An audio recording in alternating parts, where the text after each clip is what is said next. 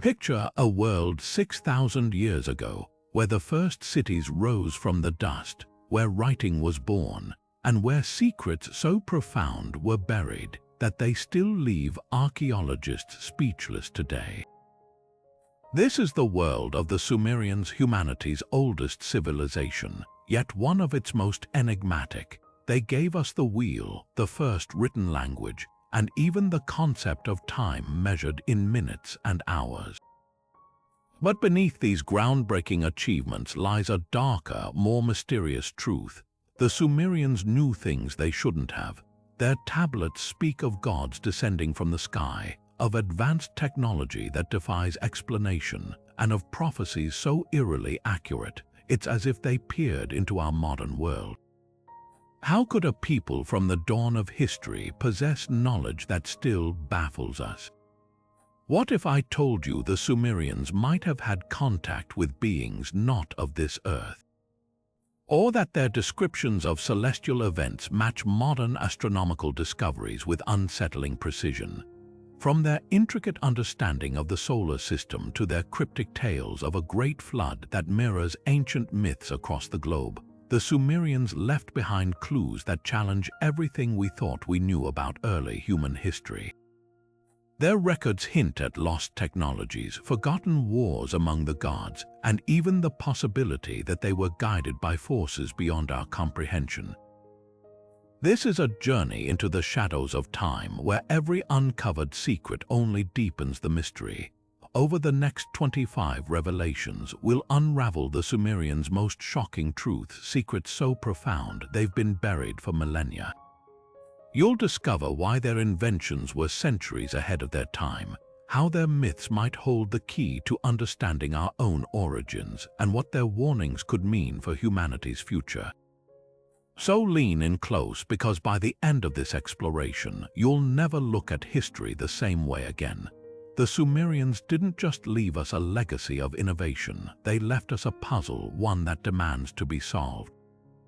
Are you ready to uncover the truth? The Sumerians didn't just invent writing, they cracked open the door to history itself. Around 3400 BCE, in the bustling city-states of Mesopotamia, accountants scratching marks into clay tablets unknowingly created humanity's first writing system, Cuneiform. The name comes from the Latin word for wedge, because scribes used reed styluses to press wedge-shaped symbols into wet clay. What began as simple pictographs, drawings of sheep, grain, and jars of oil, evolved into a complex script capable of recording everything from tax receipts to epic poetry. But here's what makes cuneiform truly astonishing. It wasn't just for bureaucracy. Among the dry administrative records, we've found tender love letters whispering across millennia, like one where a priestess writes, "You have captivated me, let me stand trembling before you." There were school tablets where children practiced writing by copying proverbs, and even what might be the world's oldest customer complaint, a merchant named Nani angrily accusing his supplier of sending subpar copper ore. Then there's the hymn to Ninkasi, a song that doubles as a beer recipe, proving the Sumerians knew how to mix work and pleasure. What's shocking is how quickly cuneiform became sophisticated. Within just a few centuries, those early tally marks transformed into a flexible writing system capable of abstract thought, legal arguments, and even humor. The Epic of Gilgamesh, history's first great literary work, was written in cuneiform, a story of gods, floods, and the search for immortality that still resonates today. And because clay tablets survive where papyrus and parchment crumble, we have more surviving Sumerian texts than from many later civilizations. This wasn't just an accounting tool, it was the birth of human memory. For the first time, knowledge could outlive its creators. Laws could be standardized, stories preserved, and innovations passed down precisely. The sheer durability of baked clay means we're still deciphering their world today, one wedge-shaped stroke at a time. When you realize their writing endured longer than the entire span from Julius Caesar to the internet, you start to understand why the Sumerians still hold so many secrets. The Sumerians didn't just worship gods, they claimed these beings came from the stars. Their sacred texts speak of the Anunnaki, a group of deities who descended from the heavens to shape human destiny. Unlike the vague spirits of other ancient cultures, the Anunnaki were described in startling detail. Towering figures adorned in shimmering garments, wielding devices that roared like thunder, and possessing knowledge far beyond human grasp. The word Anunnaki itself translates to "those who from heaven to earth came," a phrase that has fueled speculation for decades. Were these merely mythological figures, or could the Sumerians have been recording actual encounters with extraterrestrial visitors? This is where the boundary between archaeology and controversy blurs. In the 1970s, scholar Zecharia Sitchin ignited a firestorm by proposing that the Anunnaki weren't gods at all, but advanced beings from a distant planet called Nibiru. According to his interpretation of cuneiform tablets, these visitors genetically engineered humanity as a slave race to mine gold for their dying world. While mainstream academics dismiss Sitchin's theories as fringe, the parallels he drew are undeniably eerie. Sumerian texts describe celestial maps showing planetary positions that match modern astronomy, including references to Neptune and Uranus, planets invisible to the naked eye. How could a civilization without telescopes have known these details? The Epic of Gilgamesh adds another layer to the mystery. In it, the hero seeks immortality by meeting Utnapishtim, a Noah-like figure who survived a great flood sent by the Anunnaki. The story mirrors global flood myths, but what's chilling is the Sumerian version's precision. Their tablets specify exact dates, measurements for the ark, and even the rationale behind the deluge claims that align suspiciously well with geological evidence of ancient flooding in Mesopotamia. If the Anunnaki were myth, why do their stories contain such uncanny scientific accuracy? Perhaps most baffling of all are the Sumerian depictions of the Anunnaki's tools. Cylinder seals show them holding objects resembling modern-day wristwatches, antennas, and even what look like handheld devices emitting rays. One particularly striking image displays a figure inside a winged, capsule-like structure, an image that wouldn't look out of place in a sci-fi comic. Combine this with texts describing fire that melts stone and birds of metal that never tire, and it's hard not to wonder if the Sumerians witnessed advanced technology firsthand. Whether you view the Anunnaki as divine beings, extraterrestrials, or merely symbolic archetypes, their legacy is undeniable. They shaped Sumerian society at every level, from architecture to law, leaving behind a puzzle that refuses to fit neatly into conventional history. Their influence raises a haunting question. If these gods were real, what else did they teach humanity, and what secrets might still lie buried beneath the sands of time? Buried within the cracked clay tablets of the Epic of Gilgamesh lies a story so ancient, it predates the Bible by over 1,000 years, and yet its echoes feel eerily familiar. At its heart, this 4,000-year-old epic isn't just about a king's journey to conquer death. It's a time capsule of humanity's deepest fears and unanswered questions. Take the flood narrative, where the hero Gilgamesh meets Utnapishtim, a man who survived a cataclysmic deluge by building a massive ark loaded with animals and seeds. The parallels to Noah's Ark are impossible to ignore. Divine wrath, a chosen survivor, even the release of birds to find dry land. But here's what chills historians: the Sumerian version is older, far more detailed, and eerily precise about measurements and timelines. Why do nearly 200 cultures worldwide share flood myths with nearly identical details? The Sumerians didn't just record a local disaster. They described an event so traumatic, it imprinted itself on collective human memory. Modern geologists have found evidence of a massive flood around 7,000 years ago in the Persian Gulf, a deluge that would have swallowed early Sumerian settlements whole. But the epic goes further, hinting at something even stranger. Utnapishtim claims the gods themselves orchestrated the flood, not out of wrath, but to thin an overpopulated humanity. a chillingly pragmatic motive that feels less like myth and more like a warning.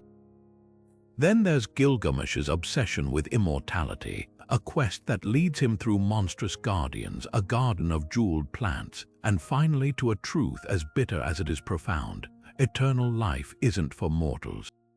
The gods grant him knowledge instead, the secret of a plant that restores youth, which a serpent steals the moment Gilgamesh turns his back. This isn't just a fable, it's a mirror. The serpent, the lost chance at eternal life, the hard-won wisdom sound familiar. The parallels to Eden are undeniable, yet the Sumerian version lacks moral judgment. There's no sin, no fall from grace, just the stark reality that death defines what it means to be human. What makes these recurring themes so haunting isn't just their persistence across time and cultures, it's their specificity.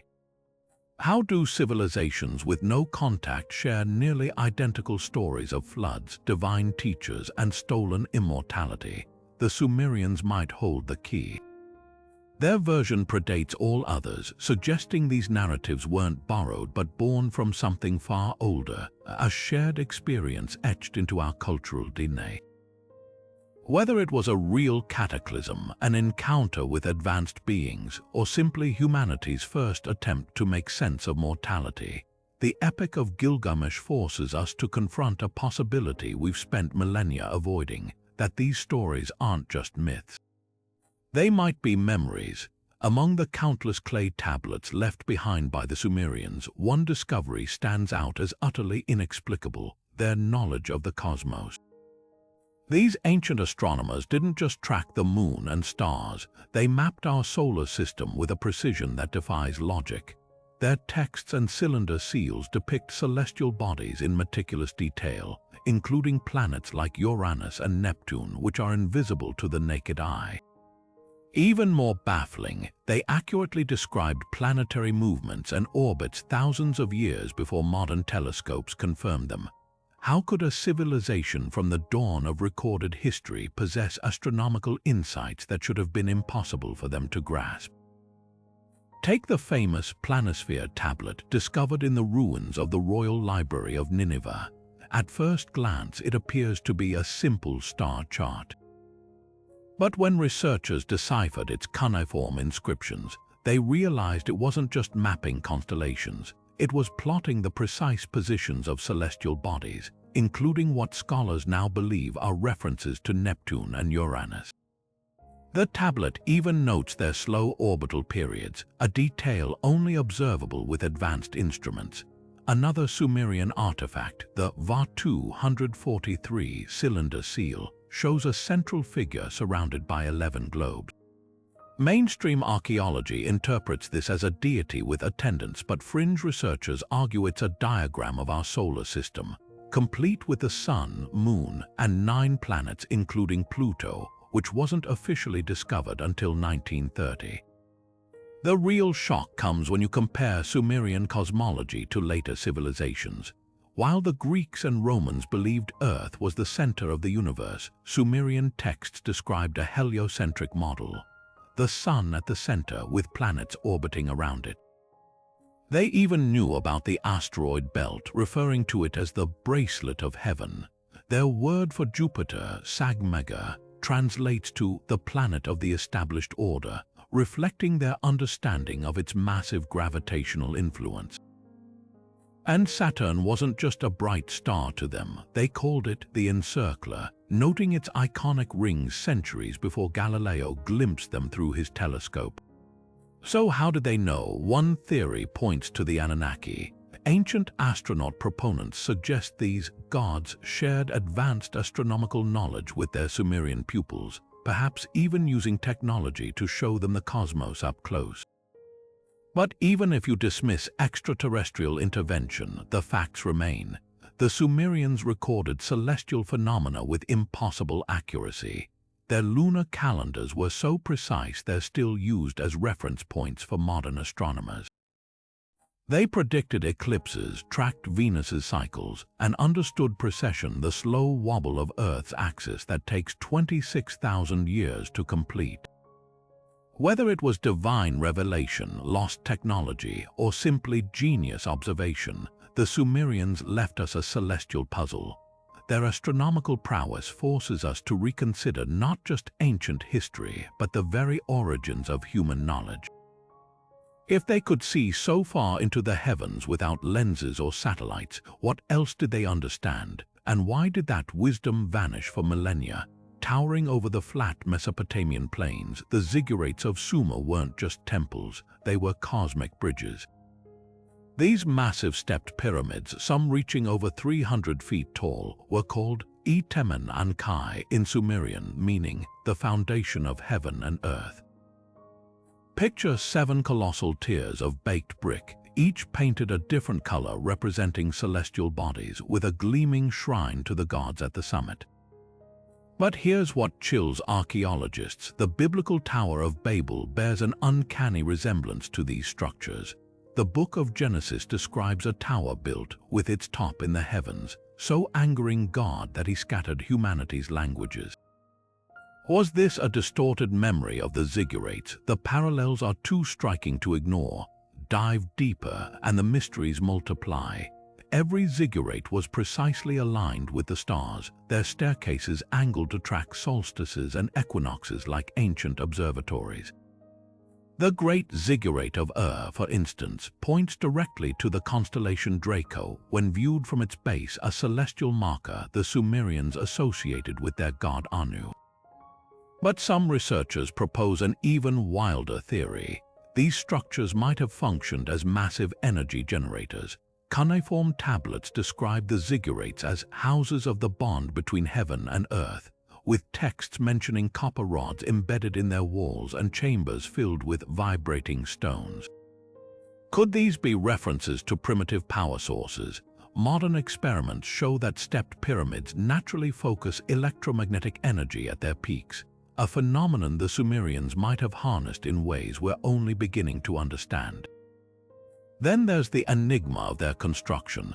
The ziggurats were built with an asphalt mortar stronger than modern concrete, yet Sumerian texts claim they were raised in just 7 years, a feat that would challenge today's engineers.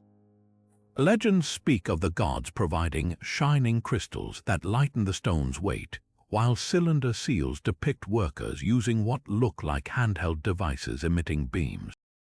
Even more puzzling, the ziggurats' cores contain pockets of pure quartz sand, a material known to amplify and store energy. Were these temples, power plants, or something else entirely?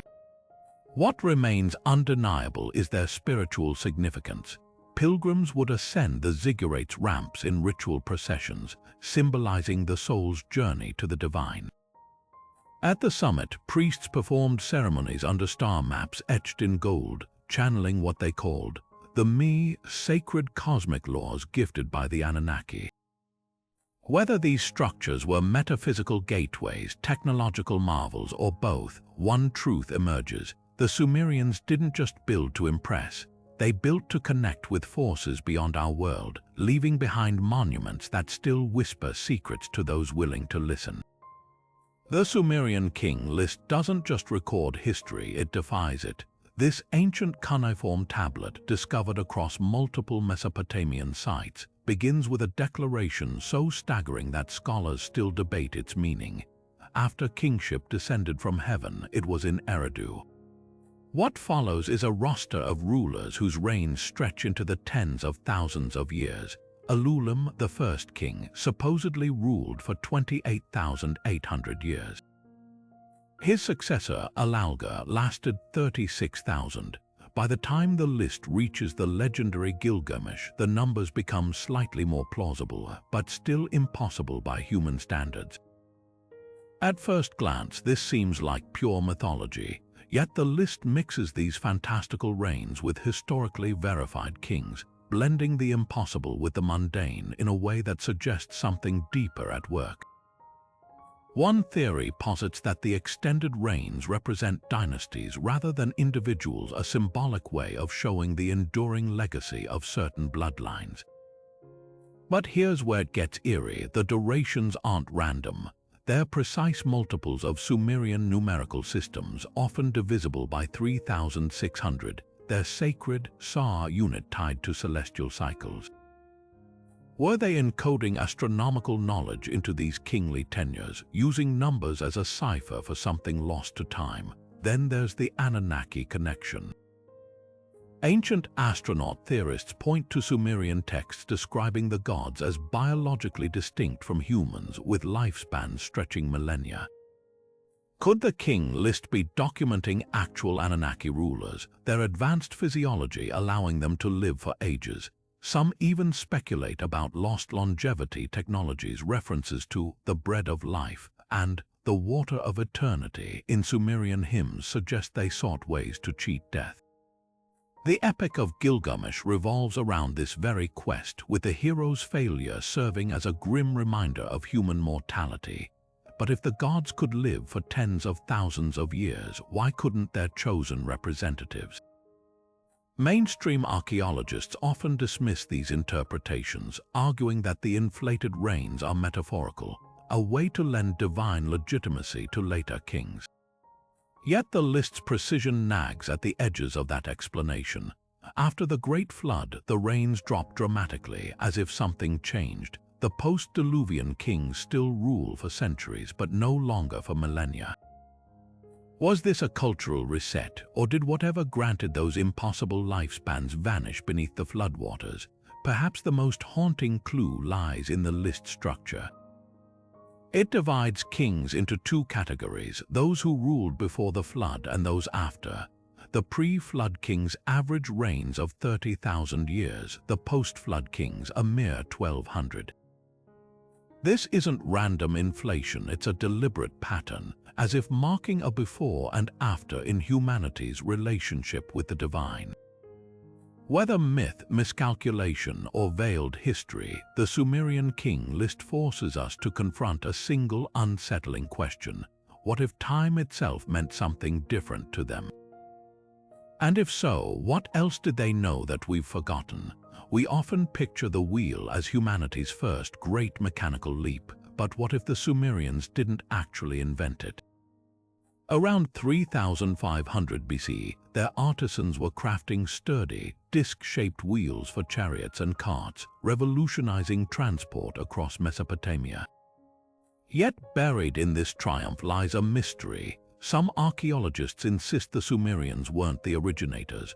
Broken pottery shards and fragmented reliefs hint at older, lost cultures that may have pioneered the concept centuries earlier. Imagine a civilization so forgotten, even its greatest innovations were absorbed into another's legacy. Take the enigmatic Vinca culture of southeastern Europe. Their artifacts, dating back to 5,500 BC, include small clay models of wheeled vehicles preceding Sumerian examples by nearly 2 millennia. No functional wheels survive, but the designs are unmistakable. Could knowledge of the wheel have traveled slowly along trade routes, reaching Sumer only after generations?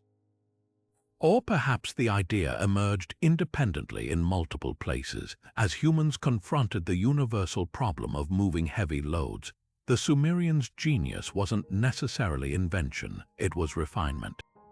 Their wheels weren't just clay or stone, they were wood reinforced with leather and metal, attached to axles that allowed precise maneuverability. But here's the real twist: the wheel's earliest use wasn't for transportation at all. Sumerian scribes reveal it first appeared as a potter's tool around 4000 BCE, spinning clay into symmetrical vessels centuries before anyone thought to mount it on a cart. This gradual evolution from crafting pottery to hauling goods shows how innovation often builds in unexpected layers. Even more fascinating, the Sumerians might have hesitated to adopt wheeled transport at all. Their earliest chariots were clunky and ceremonial, reserved for kings and gods. Only when pressed by wars and expanding trade networks did they fully harness its potential.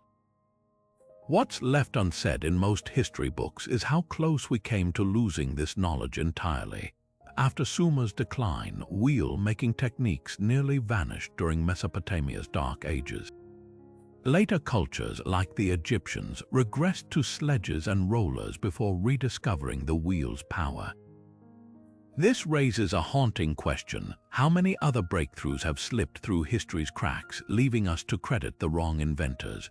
Whether borrowed, reinvented, or perfected, the wheel story reminds us that progress isn't always a straight line. Sometimes it's a circle, rolling forward only after spinning backward first.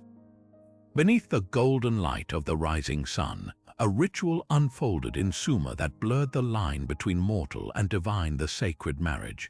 Each year, as the barley fields ripened, the king would ascend the steps of the ziggurat to Inanna's temple, not as a ruler but as a groom. There, in the innermost chamber draped with lapis lazuli and gold, he would embody Dumuzi, the shepherd god, and consummate a union with the high priestess, channeling Inanna herself. This wasn't mere pageantry. The fate of the kingdom hinged on this act, for the Sumerians believed the goddess's blessings of fertility flowed through this ritual, not just for crops but for the land, the people, even the king's political legitimacy. The hymns sung during these ceremonies survive on cracked clay tablets, and their verses are anything but demure. My vulva, the horn, the boat of heaven, is full of eagerness like the young moon. One temple poem proclaims, while another describes Inanna bathing and anointing herself with oil of kingship before the sacred encounter.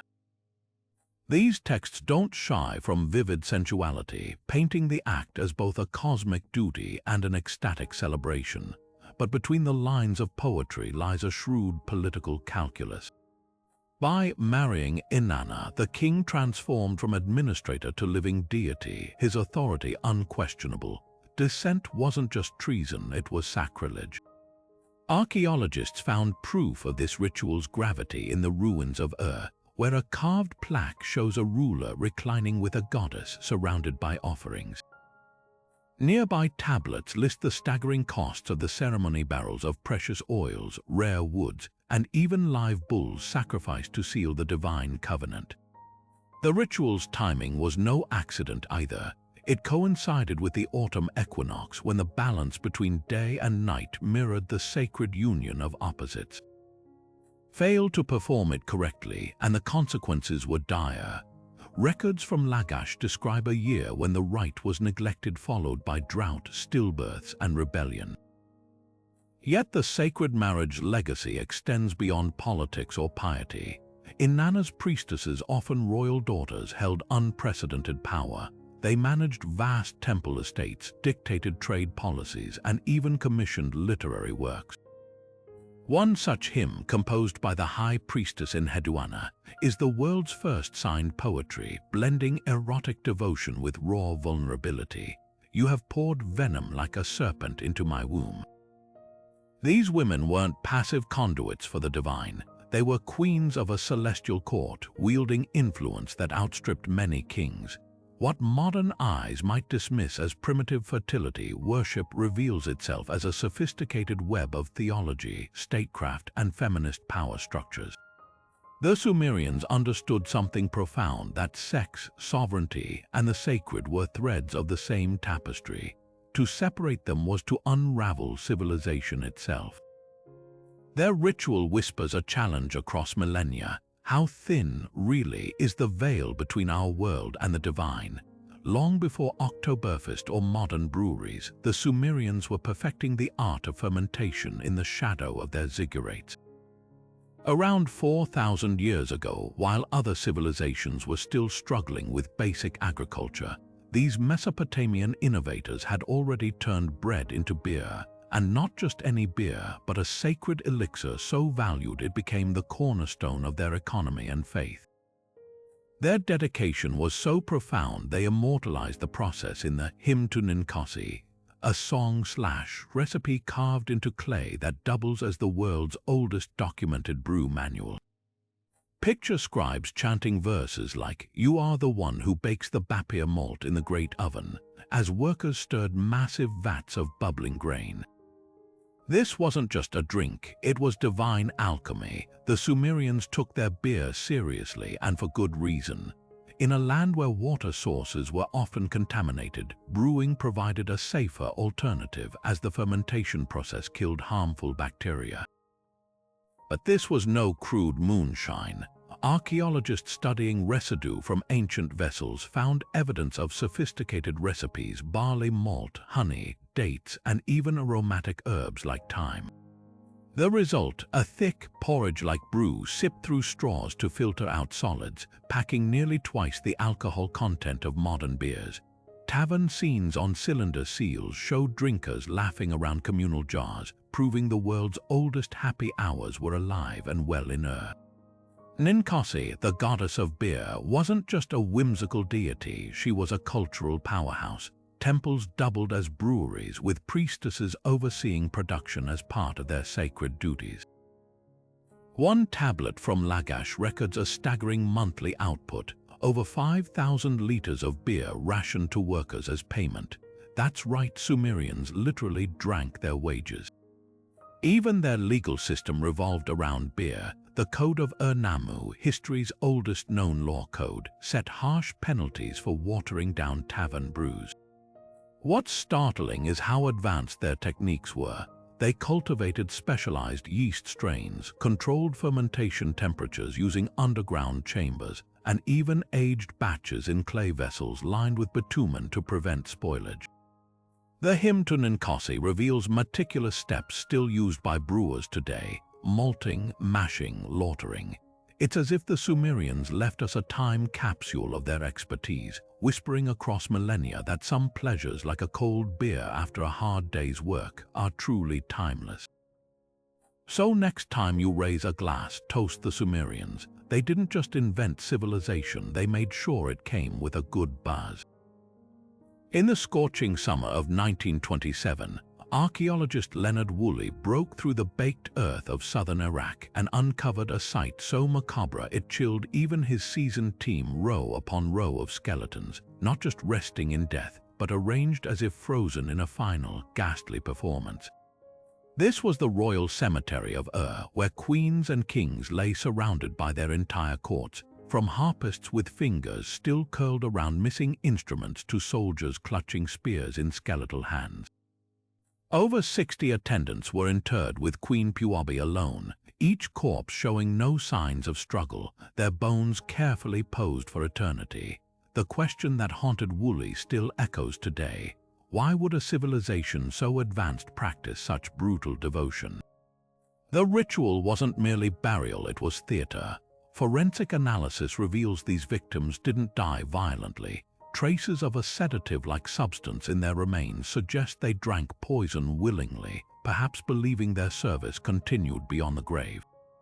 Some were dressed in elaborate feathered headdresses, their bodies adorned with lapis lazuli and gold. A lyre player's skeleton was found inches from her instrument, its bull-headed decoration watching over her with empty eyes.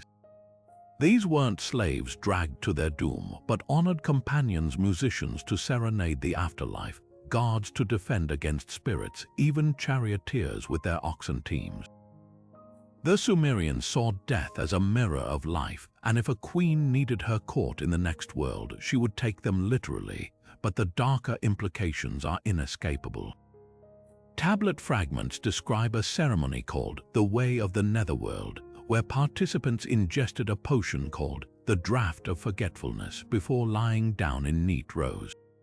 The precision is unsettling. One mass grave shows attendants holding small cups, their faces turned toward their queen as if awaiting a toast.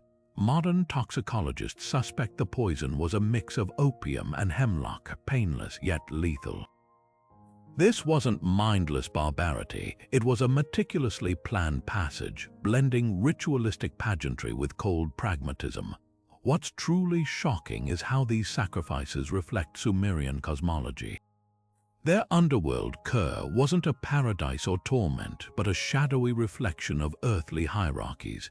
Texts warn that common dead drank brackish water and ate dust unless offerings were made, but the elite. They demanded their retinues. The discovery of a child's skeleton beside Queen Puabi suggests even innocence held no exemption. Some scholars argue this mirrors the Anunnaki's own supposed need for human servitude, creating a morbid symmetry between gods and mortals. Yet the greatest mystery lies in what Woolley didn't find. Not a single tablet explains the ritual's theological rationale. The silence is deafening. Were these sacrifices a divine mandate or royal vanity? The answer might linger in the poison cups, long emptied, their secrets swallowed by the dead themselves. Carved into stone steels and cylinder seals across Mesopotamia, a peculiar object appears again and again in the hands of Sumerian deities, a bag-like shape with a curved handle, sometimes clutched by winged beings, other times presented to kings like a sacred gift. Modern archaeologists call it the handbag of the gods, but this was no ordinary accessory. Measuring roughly the size of a modern briefcase, the object is depicted with precise consistency, its angular base and arched top appearing in carvings from the Assyrian reliefs of Nineveh to the Olmec monuments of Mesoamerica thousands of years later. What could this mysterious container represent, and why does it surface in civilizations that supposedly had no contact? Theories range from the practical to the profound. Some scholars suggest these were literal carrying cases for sacred texts or ritual tools, given that Sumerian priests were known to transport cuneiform tablets in leather satchels. Others note striking similarities to ancient Egyptian ankhs or the Celtic Druids' medicine bags, vessels said to hold the essence of divine wisdom. But it's the more radical interpretations that send chills down the spine. Ancient astronaut proponents point out that the handbags often appear alongside depictions of the Tree of Life or cosmic portals, their shapes uncannily resembling modern depictions of portable energy devices. In one Assyrian relief, eagle-headed genii hold the bags near what look like stylized power conduits, their straps connected to the winged disc symbol of the god Asher. Could these represent some lost technology, a battery-like device, or even a container for the mythical me, the divine decrees gifted by the Anunnaki? Then there's the global connection. Nearly identical motifs appear in Göbekli Tepe's 12,000-year-old pillars, carved 12 centuries before Sumer's rise. Across the Pacific, the Olmecs depicted their gods carrying the same object, though separated by oceans and millennia. The Maori of New Zealand spoke of keet, woven baskets holding sacred knowledge, while Hindu texts describe karandamakuta, containers of cosmic energy carried by deities. This isn't just a coincidence, it's a pattern. Either humanity independently imagined the same sacred vessel, or we're seeing echoes of something far older, a shared memory encoded in stone. Perhaps the most compelling clue comes from the actual contents hinted at in Sumerian texts. The myth of Inanna's descent describes her preparing for the underworld by gathering 7 me into a container, each one a cosmic principle like kingship or truth. Later, she's stripped of them at each gate, weakening as her bag empties. This suggests the object wasn't just symbolic, it was functional, a repository for tangible forces. Even the Akkadian epic of Adapa mentions a divine pouch containing the bread and water of eternal life, lost when the hero refuses the god's offering. Whether ritual artifact, energy device, or metaphor for hidden knowledge, the Sumerian handbag refuses to be dismissed as mere art. Its persistence across cultures hints at a secret so vital, our ancestors carved it into stone again and again, shouting across time in a language we're still struggling to decipher. What they carried in those bags might be more than we ever imagined, not just tools of the gods, but perhaps fragments of the blueprint of creation itself. Digging through the desolate sands of southern Iraq, archaeologists unearthed artifacts that defy easy explanation: the Ubaid lizard people. Dating back 7,000 years, these eerie clay figurines depict humanoid bodies with elongated heads, almond-shaped slit eyes, and unmistakably reptilian features. Some cradle infants against scaled chests, others stand poised like sentinels, their postures too refined to dismiss as primitive art. Found in the ruins of the Ubaid culture, the very society that laid the groundwork for Sumerian civilization, these statues whisper a question that lingers in the desert wind. Who or what were they really portraying?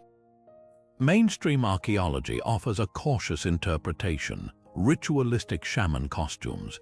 The theory suggests Ubaid priests donned lizard-like masks and cloaks during ceremonies, perhaps to embody water deities linked to the life-giving Tigris and Euphrates. Cylinder seals from later periods show human figures in animal garb performing sacred rites, lending some credence to this idea, but the figurine's anatomical precision unsettles even skeptics. The tapered skulls mirror congenital conditions like hydrocephalus, yet the statue's proportions are too consistent, too deliberate to be accidental.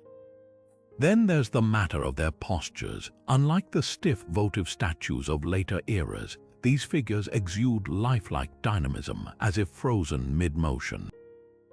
One particularly striking piece shows a lizard woman breastfeeding, her fingers curled protectively around the child, an intimate detail that feels more like portraiture than symbolism. The ancient astronaut theory, of course, takes a bolder stance. Proponents point to the Ubaid culture's sudden advancements in irrigation and architecture, coinciding with these figurines' appearance. Could the reptilian features represent encounters with otherworldly beings who shared knowledge before vanishing? Sumerian texts describe the Anunnaki as shining ones, but some translations hint at serpentine traits, linking them to later dragon myths across cultures. Even more provocative are the figurines' postures. Several clutch what look like small pouches or devices, mirroring the handbags of the gods found in later Mesopotamian art. If these were mere costumes, why do the same enigmatic accessories reappear across millennia? Then there's the third, most controversial possibility, that the Ubaid artists were documenting a real, now extinct humanoid species. Reptilian traits surface in disparate ancient cultures: the Nagas of Hindu lore, the dragon kings of China, even the feathered serpent Quetzalcoatl. Biologists note that reptiles and mammals diverged evolutionarily 300 million years ago, making such hybrids impossible, yet cryptozoologists counter with the fossil record's gaps. Could a relict population have inspired these universal myths? The Ubaid figurines might be our closest evidence, their clay bodies preserving a truth too radical for textbooks. What's undeniable is their cultural impact. These statues predate Sumer's rise by 2,000 years, yet their aesthetic echoes in later depictions of gods like Enki, often shown with flowing water symbolizing wisdom or scales. Perhaps the Ubaid lizard people were never meant to be literal but archetypes of transformation, bridging the primal and the divine.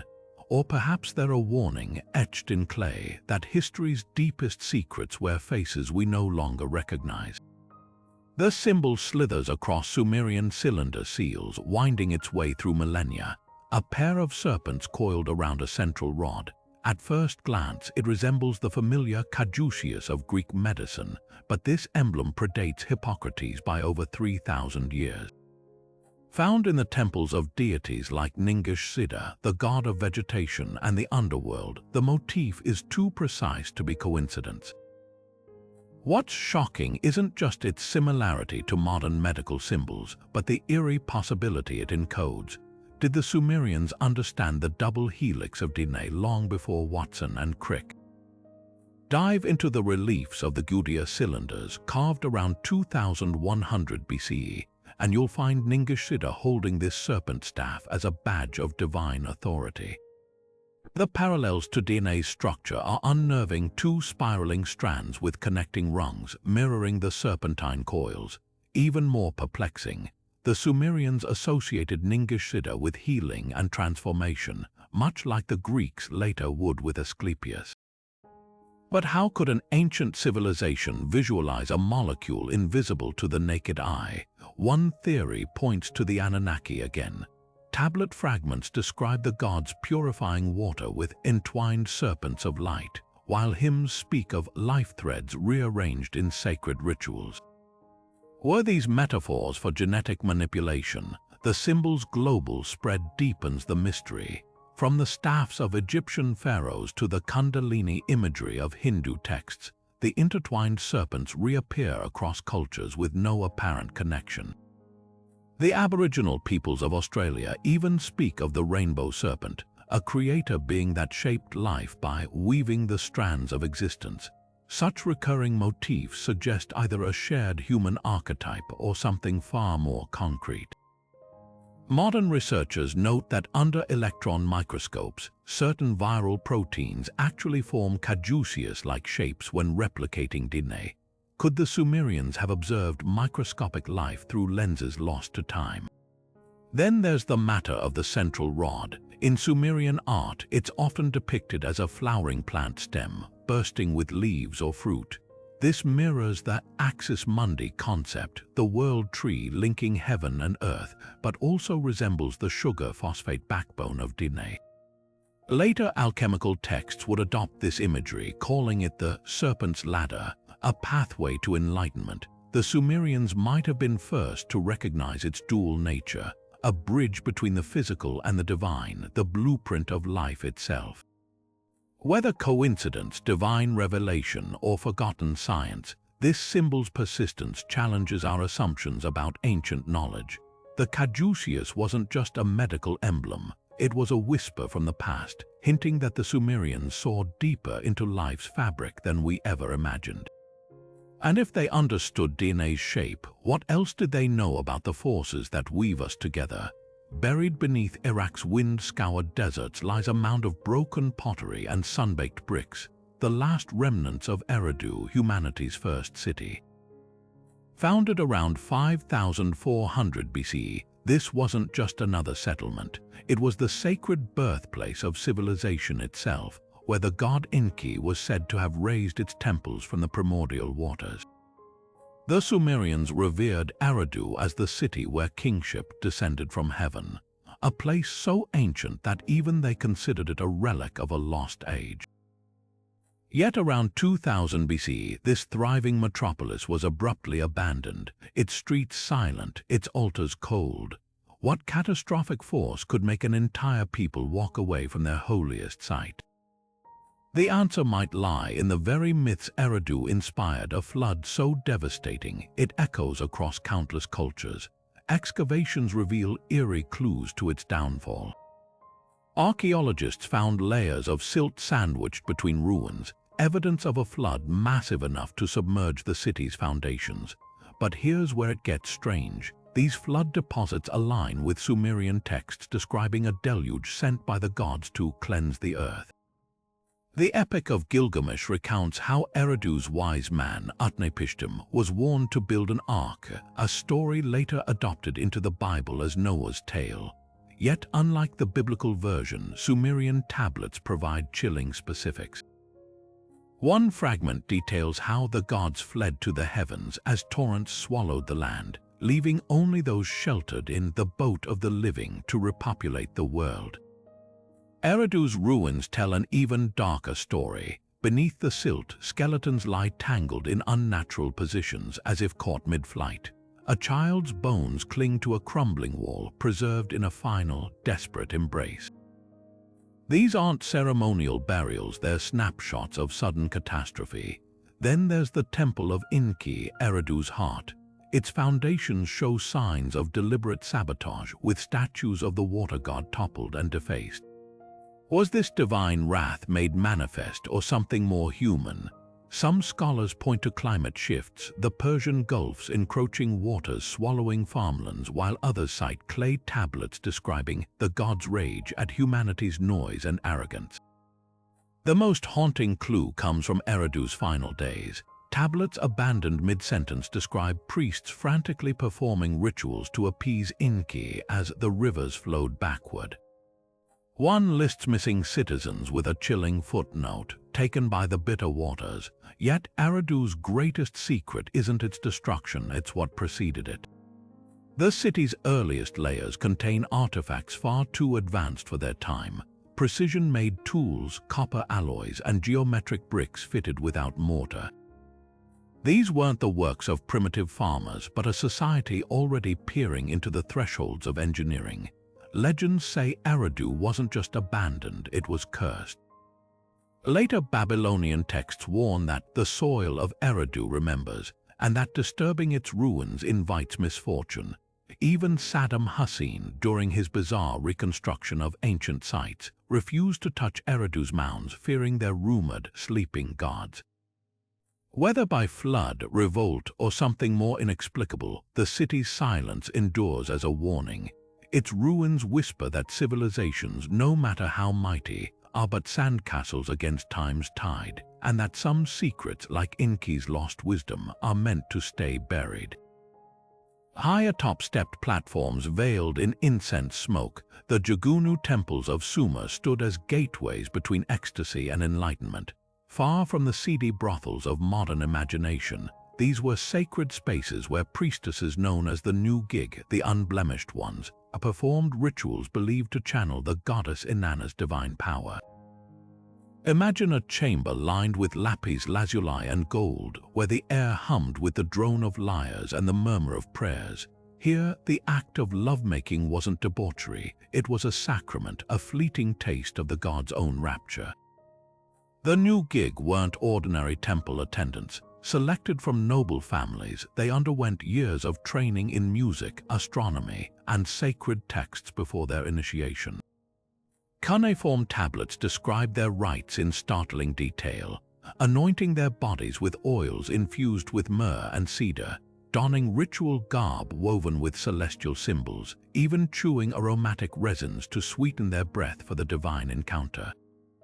When a worshipper entered the Jugunu, he wasn't purchasing pleasure, he was participating in a cosmic drama.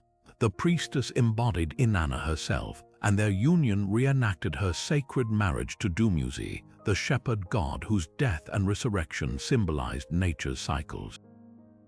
Archaeologists found clues to the Jugunu's spiritual weight in the ruins of Uruk. A trove of votive offerings included tiny clay beds inscribed with prayers for fertility, alongside receipts for donations of silver and grain, not payments, but offerings akin to modern tithes. Even more revealing were the temple hymns. One, carved into a broken tablet, describes the New Gig's voice as honeyed like the date palm, her touch kindling the divine fire within mortal flesh. This wasn't eroticism for its own sake, it was alchemy, transforming base desire into transcendent worship. The Sumerians' view of sexuality would baffle modern moralists. To them, the Jugunu's rituals were as vital as planting crops or waging war without them. They believed the land itself would grow barren. Kings even commissioned statues of themselves locked in embrace with Inanna's priestesses, not as scandal, but as proof of their divine mandate. The famous Burney relief, often called the Queen of the Night, likely depicts a New Gig with wings spread, her power radiating like the rod and ring symbols of the gods. Yet the Jugunu's legacy is darker than hymns suggest. Later Babylonian texts hint at coercion girls from poor families, dedicated to temples with no choice, their lives bound to the Jugunu's shadows. Over centuries, the rites degraded into commercial ventures, their spiritual core hollowed out. By the time of the Hebrew prophets, the New Gig had become a byword for corruption, their sacred role twisted into caricature. What the Sumerians understood, and we've largely forgotten, is that ecstasy and devotion aren't opposites, but two currents of the same river. The Jugunu temples remind us that humanity's oldest taboos were once its holiest mysteries, and that the line between sacred and profane is drawn not by the gods, but by the shifting sands of time. Deep within the vaulted archives of Sumer's temples, scribes guarded objects of immense power, not gold or jewels, but smooth stone tablets inscribed with the cosmic blueprints of civilization itself. These were the Mi, a collection of divine decrees that the Sumerians believed held the very essence of human progress. Unlike ordinary records, the Mi weren't mere instructions. They were described as living concepts pulsating with the energy of the gods. Inanna's daring theft of these tablets from Enki, the god of wisdom, wasn't just mythological drama. It was portrayed as the moment art, law, and technology flowed from the divine realm into human hands. The scope of these tablets was staggering.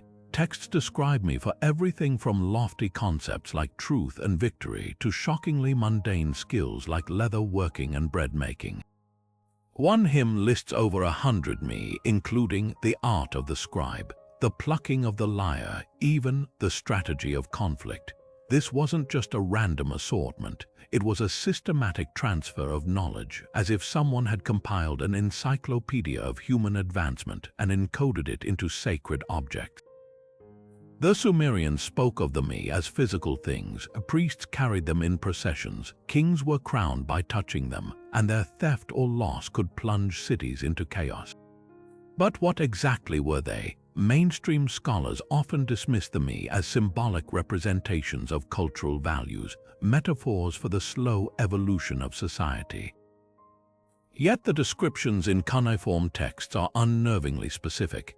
Tablets recount how the me emitted a radiant glow, how they could be plugged into temple altars to activate their power, and how only certain priests could decipher their vibrations. The god Enki is said to have downloaded them into his being before transmitting them to humanity, language that feels uncomfortably close to modern data storage. The parallels to today's technology are startling. Like a prehistoric USB drive, the me were portable yet required special, readers-trained priests who interpreted their contents through ritual. Their theft by Inanna reads like a corporate espionage thriller. The goddess gets Enki drunk until he reveals the me activation phrases, then flees with them to Uruk, where they catalyze her city's golden age. Later texts describe the me being recharged during celestial alignments, their power tied to cosmic cycles. Perhaps most haunting is how these tablets mirror humanity's own knowledge crises. When the me were stolen or damaged, cities fell into disarray, laws were forgotten, crops failed, music grew discordant.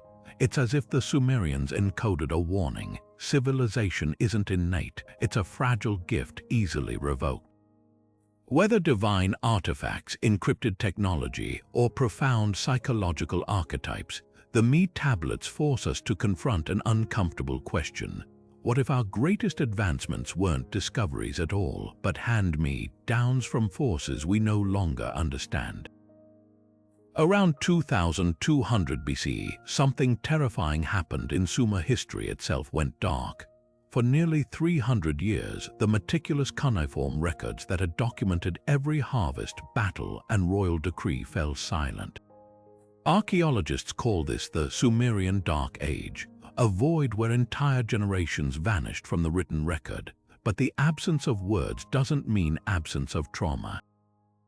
Excavations across Mesopotamia reveal cities reduced to ash, canals choked with silt, and mass graves where skeletons clutch their ribs in agony. This wasn't just a gap in record-keeping, it was a full-scale unraveling of civilization. The climate was the first culprit to reveal itself. Core samples from the Persian Gulf show a catastrophic drought began around this time, with rainfall dropping by nearly half.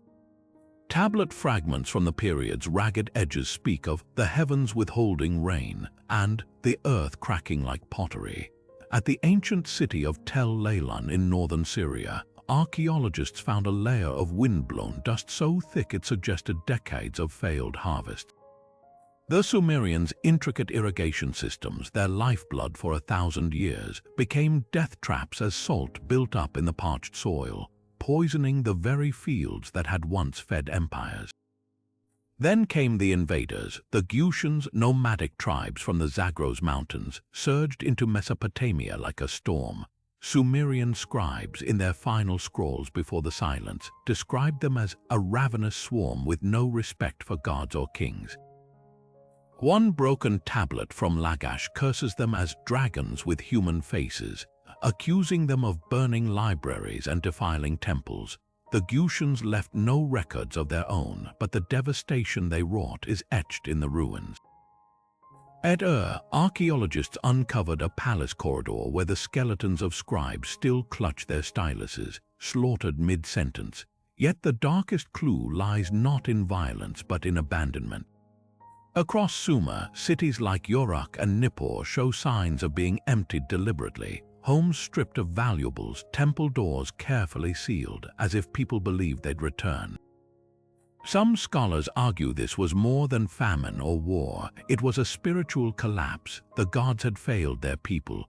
The ziggurats stood empty, their altars cold for the first time in centuries. When writing finally re-emerged around 1900 BC, it was different, less fluent, as if the very art of cuneiform had been forgotten and painstakingly relearned. What happened in those missing centuries? The fragments we have tell conflicting stories. A later Babylonian text claims the god Marduk turned his face away in punishment, while a Gutian king's inscription boasts of bringing order back to the land. Perhaps the truth is simpler, that even the greatest civilizations are fragile, balanced on a knife's edge between abundance and ruin. The Sumerian Dark Age wasn't just a pause, it was a warning, written in dust and blood, that no empire, no matter how glorious, is immune to the whims of nature and the tide of time. Imagine spending your childhood hunched over a clay tablet, reed stylus in hand, painstakingly etching wedge-shaped symbols under the watchful eye of a teacher armed with a stick. This was daily life in the Sumerian Adaba, literally, the tablet house where boys and occasionally girls as young as 8 endured a grueling education to become scribes, the elite knowledge keepers of Mesopotamia. Far from the playful classrooms of today, these were boot camps for literacy, where mistakes were met not with gentle correction, but with beatings memorably lamented in 4,000-year-old homework. One particularly vivid tablet whines, "The cane struck my back, the stick twisted my neck," all because I talked in class. The Adaba curriculum was brutally efficient. Students spent years mastering hundreds of cuneiform signs, copying vocabulary lists and proverbs until their fingers cramped. Archaeologists have found stacks of practice tablets, some bearing the hesitant scratches of beginners, others showing the confident strokes of near graduates. But reading and writing were just the start. Advanced students tackled mathematics, calculating everything from beer rations for temple workers to the interest on silver loans. One infamous math problem involves calculating how much grain to allocate to laborers digging a canal, a task so complex modern scholars needed computers to verify the answer. What brings these ancient classrooms to life are the scribe's own words.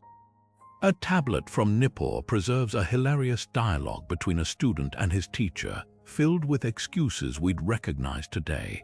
"I was late because my mom wouldn't wake me." Another complains about cafeteria food. "The bread was stale, the beer was sour, can't we get better portions?" Yet beneath the humor lies a profound truth. The Sumerians invented formal education because they understood its power. Scribes weren't just clerks, they were engineers drafting irrigation plans, diplomats drafting treaties, poets preserving epics. One graduate's proud inscription reads, "I am the scribe who commands the stars' secrets," a nod to their training in astronomy.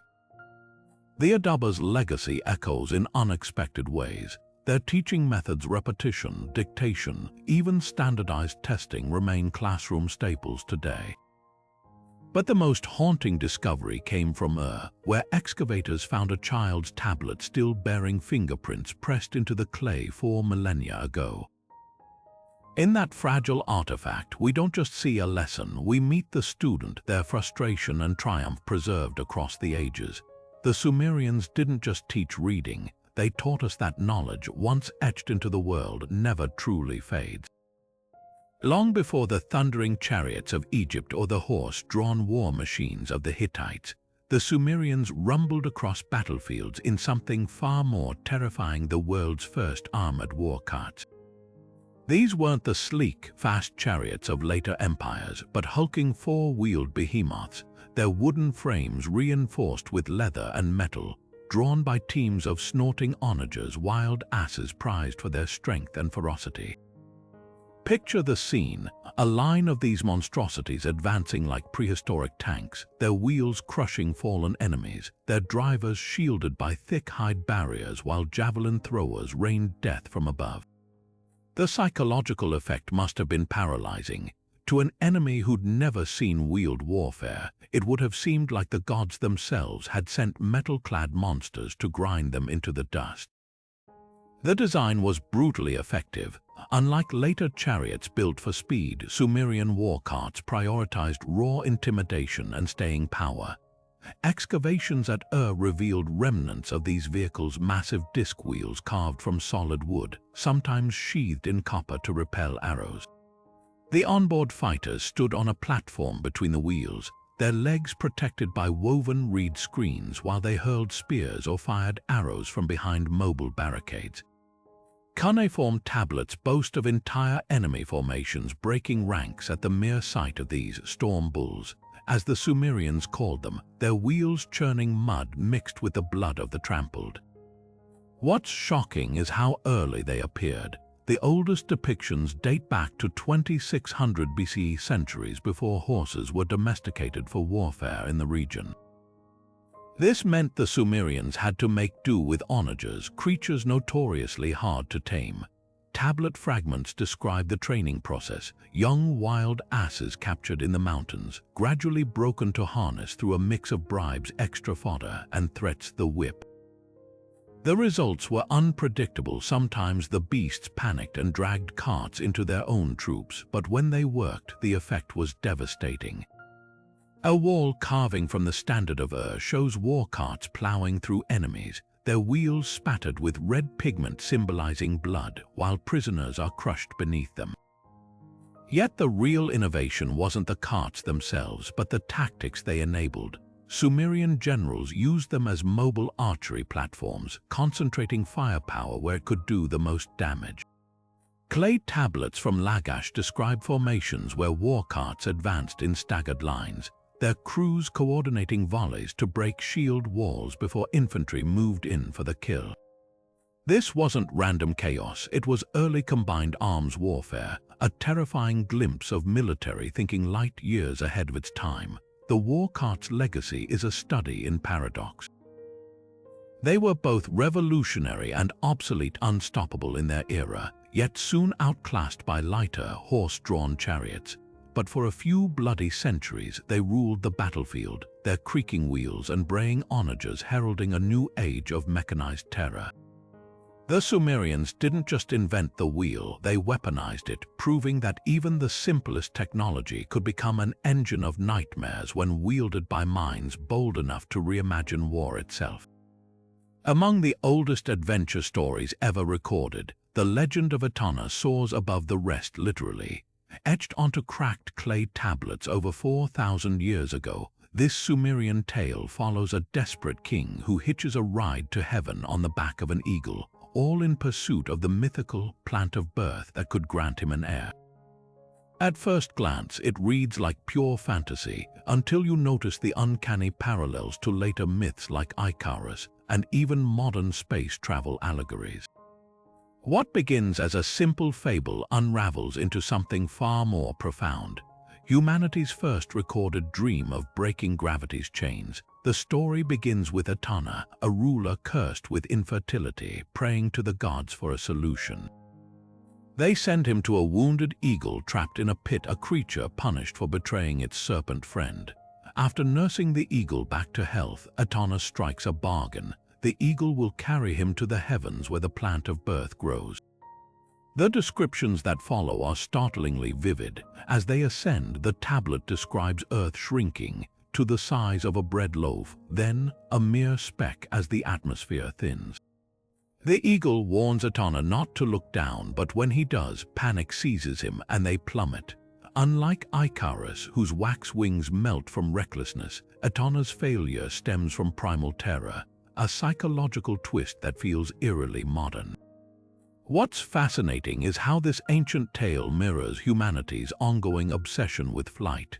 The Greeks' Icarus, Da Vinci's ornithopter sketches, even the Apollo missions, all echo Astronaut's ambition to trespass in the divine realm.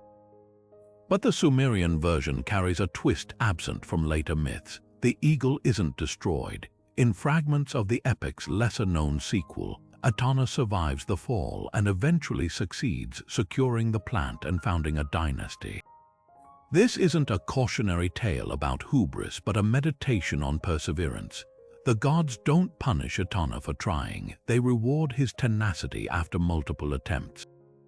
The plant of birth itself sparks debate. Some scholars interpret it as an early fertility treatment, perhaps an herbal remedy lost to time. Others see it as symbolic, an allegory for divine favor or even genetic knowledge. Ancient astronaut theorists take it further, suggesting the eagle was a spacecraft and the plant an advanced technology. Whatever the truth, the story's endurance is remarkable. Variations appear in Babylonian and Hittite texts, each adding layers to Etana's quest. Etana's flight represents more than a myth, it's a cultural blueprint. From the Wright brothers' first shaky ascent to SpaceX's rockets, we're still chasing that same primordial urge to touch the heavens. The Sumerians, it seems, understood something fundamental about our species. Our destiny isn't bound to Earth, but written in the stars. And like Etana, we'll keep climbing, falling, and climbing again until we grasp it. Across blistering deserts and treacherous mountain passes, caravans carried a treasure more precious than gold, a stone so rare the Sumerians believed it held the essence of the heavens themselves. Lapis lazuli, that deep blue gemstone veined with golden pyrite flecks, didn't just adorn the statues of gods, it was divine. From the mines of Afghanistan's remote Badakhshan region to the temple workshops of Ur, this mineral's journey spanned over 2,000 miles, making it one of history's first long-distance luxury trades. But why would a civilization without modern mining tools go to such lengths for a blue rock? The answer lies in what the Sumerians saw when they gazed into its depths, not just a color, but a portal to the cosmos. Dig into the ruins of the royal cemetery of Ur, and you'll find lapis everywhere, in Queen Puobi's headdress encrusting the bull-headed lyres, even ground into pigment for eye shadow. This wasn't mere decoration. To the Sumerians, lapis mirrored the night sky. Its blue evoked the vault of heaven, while the golden flecks symbolized the stars. Texts describe the gods as bearded ones of lapis lazuli, their skin glowing with the stone's celestial hue. When priests anointed statues with lapis powder, they weren't just polishing idols, they were performing alchemy, transforming inert stone into living vessels of the divine. The logistics of its trade reveal an obsession bordering on mania. Cuneiform tablets from Mari detail caravans of hundreds of donkeys lugging raw lapis across the Iranian plateau, guarded by mercenaries paid in silver. One broken tablet complains of a shipment lost to bandits, lamenting the loss as a theft from the gods. The cost was astronomical. A single pound of high-quality lapis could fetch 6 times its weight in silver, making it the ultimate status symbol. Even Egypt's pharaohs, who later prized it for their burial masks, had to rely on Sumerian middlemen to secure it. But here's the twist: the Sumerians didn't just acquire lapis, they enhanced it. Archaeologists found workshops where artisans soaked lower-grade stones in alkaline solutions to deepen their color, a technique previously thought invented millennia later. They even engineered synthetic substitutes by mixing glass, copper, and cobalt, history's first counterfeit gemstones. This wasn't mere vanity, it was a theological imperative. If the gods demanded lapis, but the mines couldn't keep up, human ingenuity would bridge the gap. The stone's legacy outlived Sumer itself. Later civilizations inherited its mystique. Babylonians used it for royal seals, Assyrians for protective amulets, and even the Hebrews described God's throne as sapphire, likely a mistranslation of lapis. Today, we see it as a pretty rock, but to the Sumerians it was something more. A fragment of the heavens wrestled from the earth and polished into proof that the divine wasn't just above them. It was in their hands. The Sumerians didn't refer to themselves as we do today. They called themselves the Sag-Giga, a phrase scholars translate as the black-headed people. At first glance, this seems straightforward, perhaps describing their physical appearance. But when you dig deeper, the term becomes a riddle wrapped in layers of cultural nuance. Were they simply noting their dark hair, or was this a symbolic title hinting at something far more profound? One theory points to literal anthropology. Excavations of Sumerian remains show many had dark hair and olive-toned skin, common traits in the region, yet this explanation feels too simplistic. The phrase appears in sacred hymns and royal inscriptions, contexts where mere hair color seems strangely trivial. Why would a civilization so obsessed with divine connections and cosmic identity reduce themselves to something as mundane as pigmentation? The plot thickens when you examine their creation myths. The Epic of Gilgamesh describes the gods fashioning humans from clay mixed with the blood of a slain deity, a dark primal substance. Some scholars argue black-headed refers to this mythological origin, symbolizing their earthly composition. In this light, the term isn't about appearance but essence, a reminder that they were molded from the very soil they tilled, bound to the land by divine design. Then there's the celestial angle. Sumerian priests meticulously tracked the movements of the black-headed stars, what we now call the fixed stars, contrasting them with the wandering planets. Could their self-designation mirror this cosmic taxonomy, positioning themselves as the steady, enduring people beneath an ever-changing heaven? The parallels are striking when you consider their ziggurats were often painted black at the base, symbolizing the earthly realm, while their summits gleamed in gold or white to represent the heavens. Perhaps the most tantalizing clue comes from their own texts. A royal inscription from Lagash boasts of the king, leading the black-headed people like a shepherd, suggesting the term carried a collective, almost spiritual weight. Later Babylonian documents adopted the phrase but stripped it of reverence, using it almost dismissively. This shift hints at a deeper truth. The Sumerians may have seen themselves as distinct not just in looks but in destiny, a people marked by the gods for a role we're still deciphering. Whether literal, symbolic, or both, the enigma of the black-headed people lingers like a shadow across history. It's a reminder that identity for the Sumerians wasn't just skin-deep, it was woven into their myths, their stars, and perhaps even their blood. And that's a mystery no amount of archaeology can fully unravel. Long before Hammurabi's famous laws were etched into stone, the Sumerians were already laying down the rules of civilization with brutal efficiency. The Code of Unravel, written around 2100 BCE, isn't just the oldest surviving legal code. It's a window into a world where justice was measured in silver and barley. Discovered in the ruins of Nippur on a broken tablet later painstakingly pieced together, these laws reveal a society obsessed with order, where even the most mundane disputes had divine consequences. But what's truly shocking isn't just its age, it's the bizarre specifics that make modern legal systems seem tame by comparison. Take the matter of false teeth, for instance. One clause stipulates that if a man knocked out another man's tooth during a brawl, the fine was 2 silver shekels, roughly a month's wages, but if the victim wore a prosthetic tooth, the penalty doubled. Why the extra cost? Scholars suggest Sumerian dentists crafted these early dentures from gold or ivory, making them luxury items worthy of greater protection.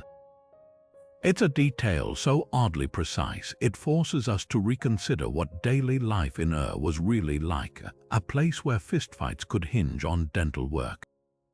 The code structure reveals a society balancing brutality with surprising nuance. Murder and robbery demanded execution, but lesser offenses operated on a strict compensation system. A man who broke another's bone paid 10 shekels. If he severed a nose, the price rose to 40. Even sexual assault had tiers of punishment, rapist of a virgin. Death, but if the victim was enslaved, the perpetrator merely paid 5 shekels to her owner. This wasn't random cruelty. It was a calculated hierarchy where human worth was measured in cold economic terms. What's most revolutionary about Unravel's code isn't its punishments, but its very existence. For the first time in history, laws were standardized, written down, and crucially attributed to divine authority.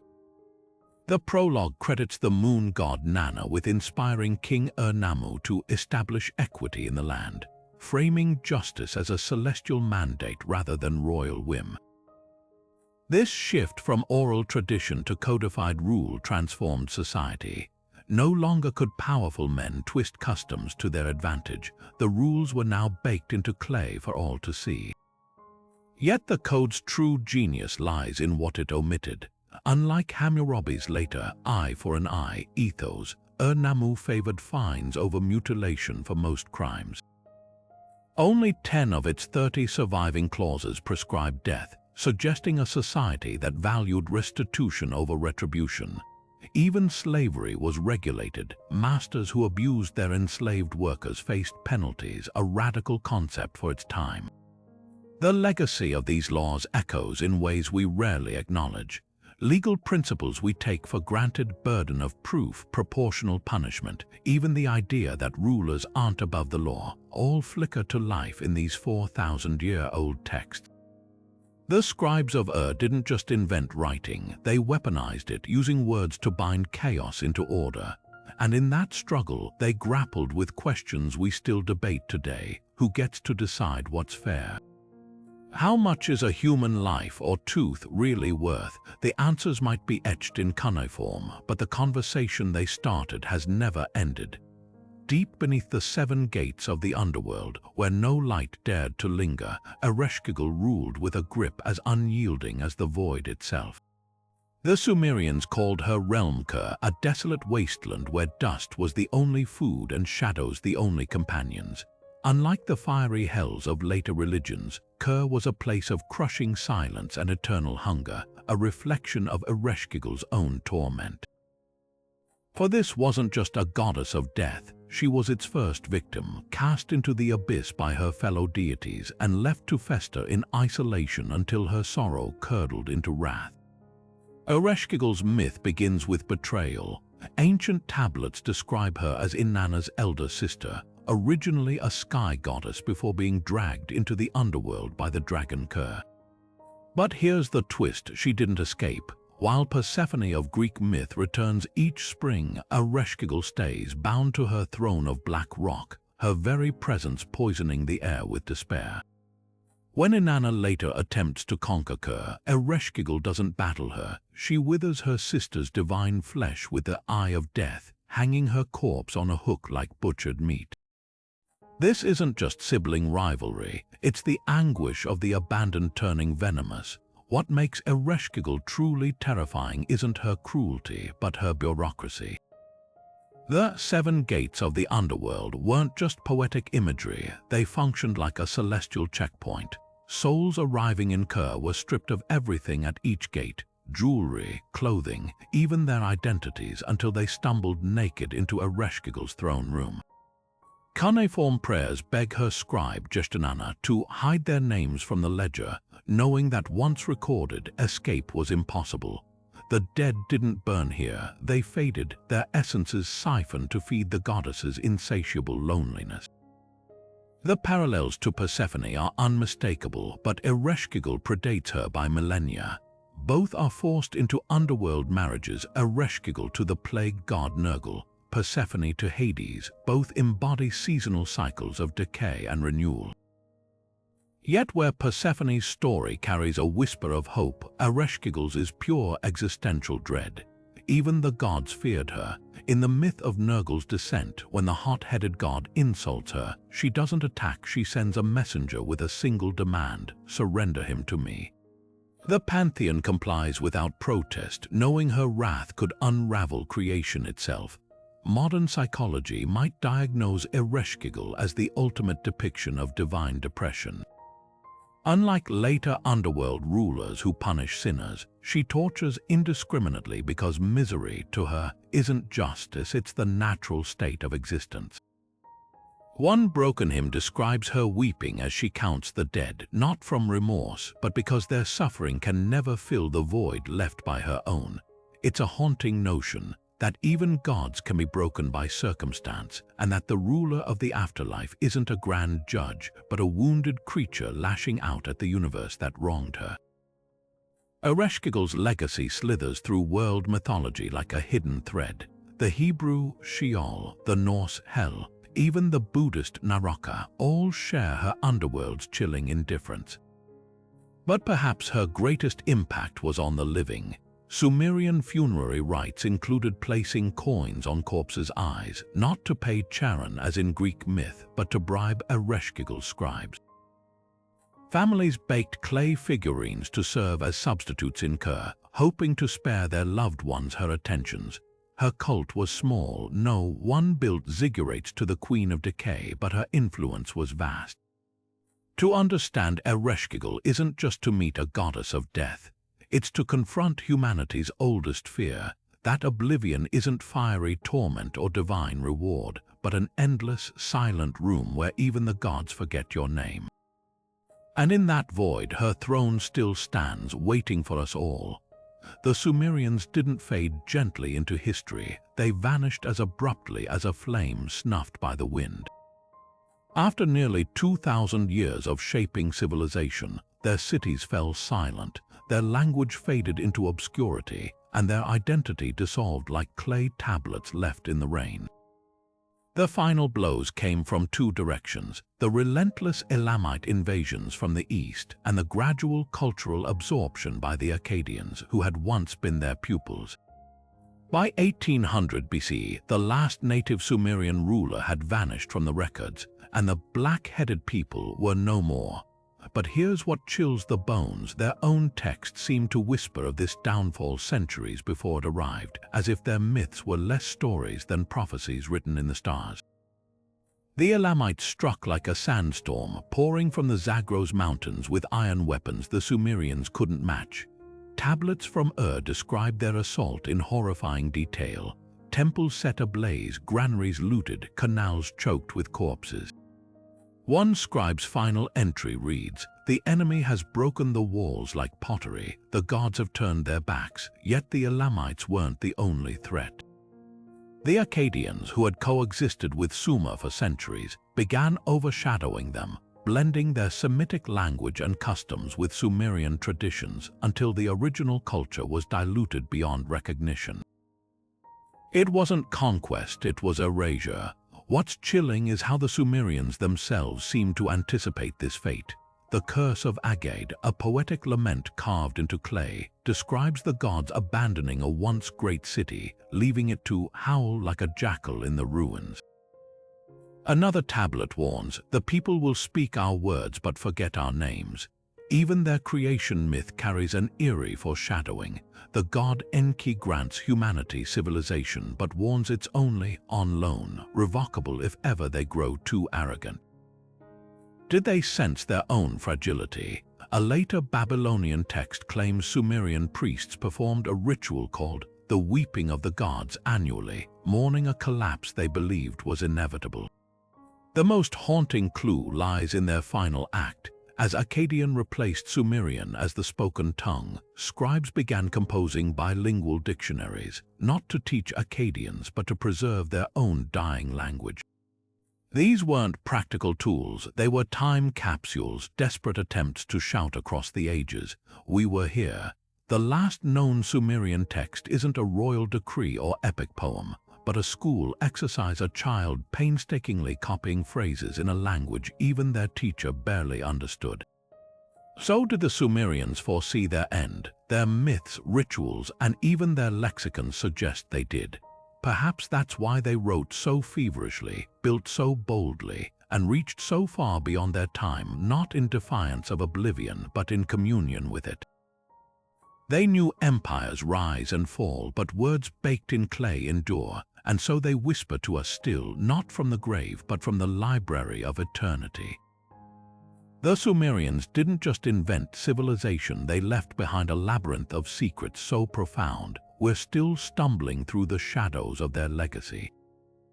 From their mind-bending astronomical knowledge to their eerie tales of gods walking among them, each discovery peels back another layer of history's greatest mystery. Who were these people, really? How did they know the positions of planets invisible to the naked eye? Why did they depict figures carrying objects that look suspiciously like modern technology? Their cuneiform tablets aren't just ancient records, they're fragments of a cosmic jigsaw puzzle we've only begun to assemble. Think about it, they gave us the wheel, but buried alongside it were blueprints for ziggurats that might have functioned as energy conduits. They composed the world's first love poems, yet their sacred texts describe genetic manipulation by celestial beings. They built bustling cities with laws and schools, while their myths warned of apocalyptic floods and vanished gods. The contradictions are as endless as the questions they raise. Their handbags of the gods, their lizard-like figurines, their sudden mastery of advanced mathematics. None of it fits neatly into the timeline of human progress we've been taught. And here's the kicker, their influence never truly faded. Every time you check the clock, you're using their base 60-number system. Every courtroom verdict echoes their pioneering legal codes. Even the biblical stories we know by heart, floods, gardens, fallen angels, were borrowed from Sumerian tablets older than the pyramids. They're the ghost in the machine of human history, whispering through the ages in ways we're only beginning to decode. So what's the truth? Were they gifted visionaries, alien contactees, or something even stranger? The answer might lie buried in the sands of Iraq, waiting for the next shovel to strike clay.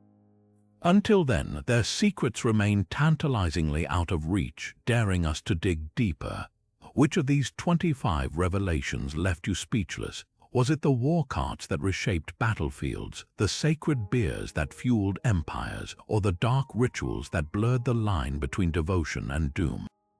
Drop your thoughts below, because the conversation about the Sumerians isn't over, it's just